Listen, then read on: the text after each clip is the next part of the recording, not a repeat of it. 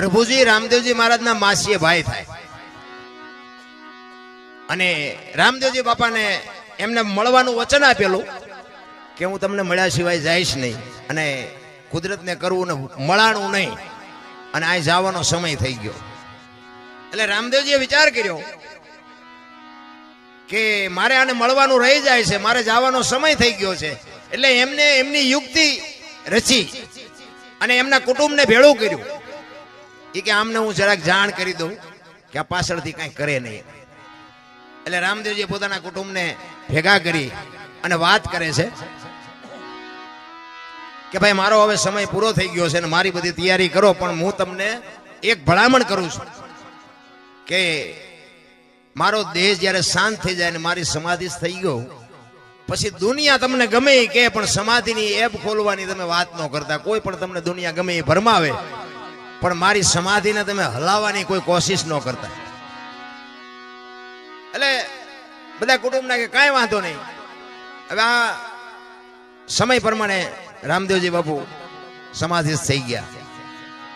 હવે આ વાત ઉડતી ઉડતી એમના માસીના દીકરા ભાઈ હરભુજીને કાને પડી અને હરભુજી આ વાતને માનતા નથી કે નહીં કોઈ દી બને જ નહીં. રામદેવજી મને વચન આપીને ગયો છે ને, એ તો સિદ્ધ પુરુષ છે, એ બોલેલું બીજું બોલે જ નહીં. મને કીધું છે હું તને મળ્યા સિવાય જઈશ નહીં, હું માનતો જ નથી, બને જ નહીં કોઈ દી.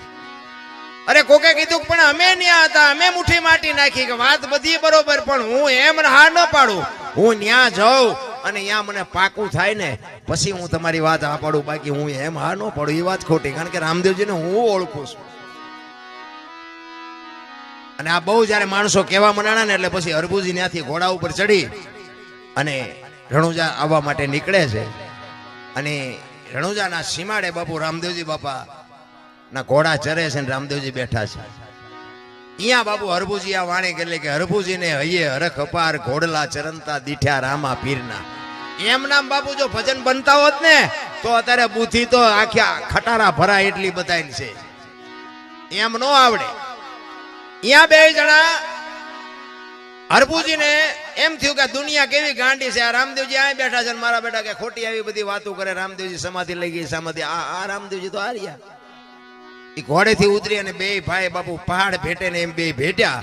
અને હરભુજી કહે છે કે મેં તો આવી વાત સાંભળી. એટલે રામદેવજી વાતનો ગોળો ટોળો કરી નાખ્યો. ભાઈ આ તો જગત છે, ગમે બોલે શાંતિથી બેસને. આપણે ઘણા ટાઈમથી ભેગા નથી થયા. કહુંબો બનાય આપણે કહુંબો પીએ. એ બે જણા કહુંબો પીધો અને પછી રામદેવજી કહે છે હવે તમે ગામમાં જવું હોય તો જાઓ, મારે અત્યારે નથી આવવું. એ રતન કટોરો, ગેડીઓ, અમલની ડાબલી ને બધું જે કઈ સમાજ